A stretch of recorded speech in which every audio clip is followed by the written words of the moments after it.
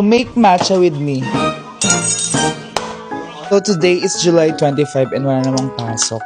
Feeling ko isang taon na to.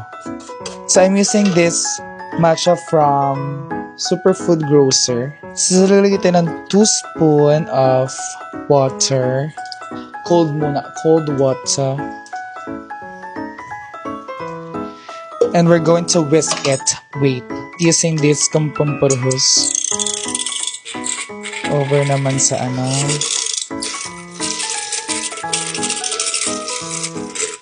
So medyo mahangin pa rin sa labas. And dito naman sa amin, hindi naman siya umuulan talaga. It's just like napapasama lang kami sa mga sinususpend na klase. Pero synchronous pa rin naman. And yun, medyo hindi siya katanggap-tanggap. Oh my gosh, yung mga teacher namin sa masters, mabagyo-bagyo na lahat sa Manila para sa panambasa ng requirements. Oh, ang sarap.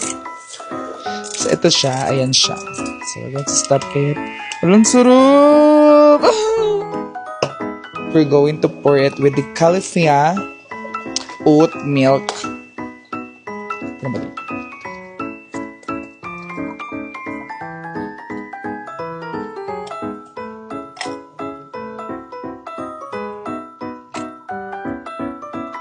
Ayun, okay na yun. Okay na ba ito? Gusto ko pa. And we're going to pour this. Look. Look.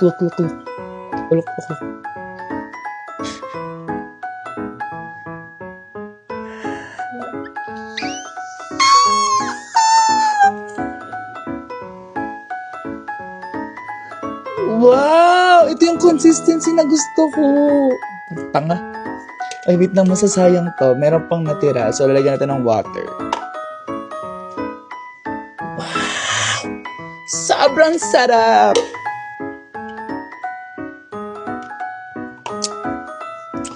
Ang sarap!